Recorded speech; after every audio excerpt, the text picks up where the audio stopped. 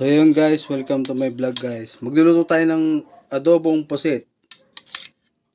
Um, Pag nagluluto kasi ako ng pusit guys, makunat. Ngayon nagpaturo ako sa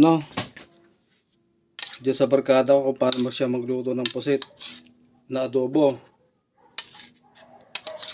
Simple lang pala yung ginawa niya.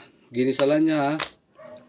Hindi niya masyadong pinakuluan kasi sa akin pinakuluan ko ng mga kalahating oras para lumambot. Hindi pala lalambot. Lalong kumunat. So ngayon, sindi natin yung kalan. Sindi natin yung kalan. At magigisa tayo ng bawang sibuyas.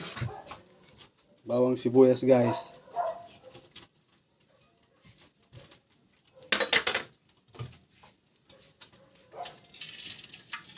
Sindi natin ng mantika.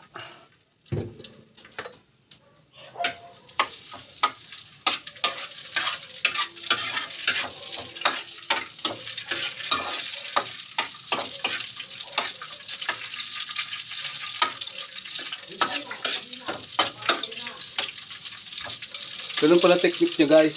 Pagka nag-adobo pala ng puset. Gisa mo siya, sibuyas, bawang, kamatis, luya. Pag naggisa na raw siya,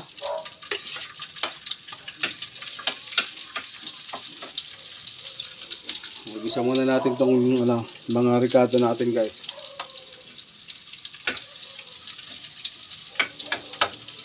Lagay natin yung luya, pampabango.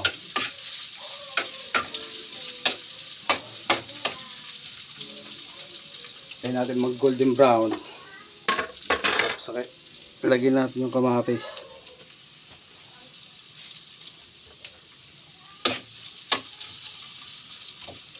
Paborito kasi ng mga batang adobong pusit.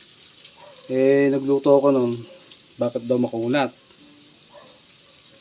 Sabi ko naman, pinakulong ko maigi yan Parang ko siya. Hinintay ko ng mga 30 minutes siguro. Pinakuluan ko. Kumunat lalo. So may technique pala to guys. May technique pala yung pagluto ng pusit. Kailangan daw, paggisa ng mga ricado natin, ilagay daw natin yung pusit. So, pag kumulo raw, lagyan na raw natin ng suka, toyo, at saka konting magic sarap para lumasa nga naman. Ayan yung pusit natin guys. Pusit. Hinati-hati ko na sa kasi malaki. Nakakalula tingnan. Ayan guys, brown na siya. Hindi na siya brown guys, sunog. Nasunog yung bawang natin sa sibuyas. Kwento kasi ng kwento Yan, nasunog tuloy yung bawang sibuyas mo. Focus ka muna sa pagluluto, huwag ka muna kwento ng kwento. Ayan, nasunog na naman.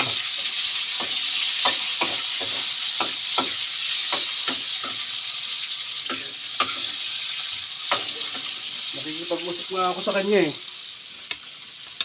Bakit ba? Nagluto ka lang dyan. No?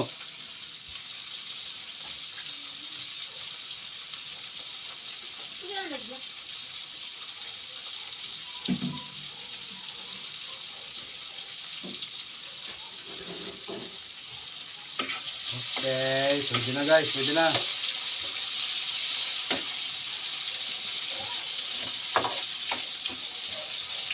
Hop.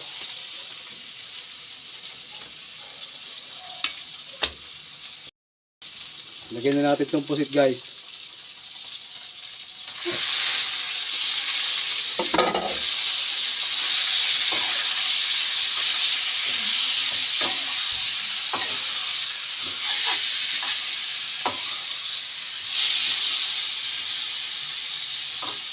Lagyan na natin yung toyo.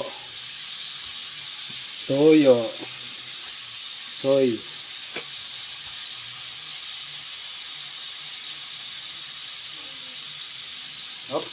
Mamaya baka umalat. Sabay na rin natin yung suka.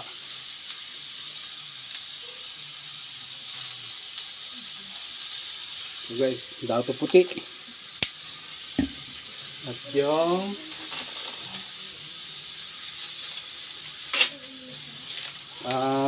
wow, sarap.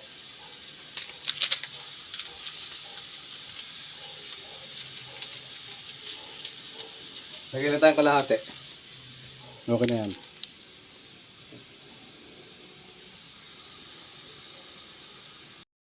So yun guys, 10 minutes na. Check na natin yung ating patot.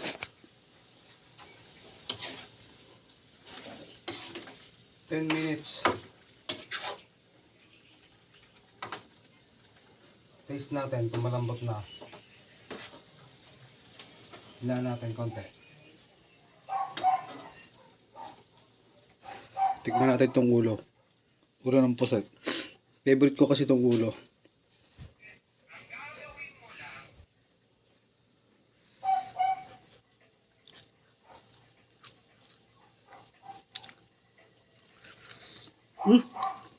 Medyo mainit pa konti.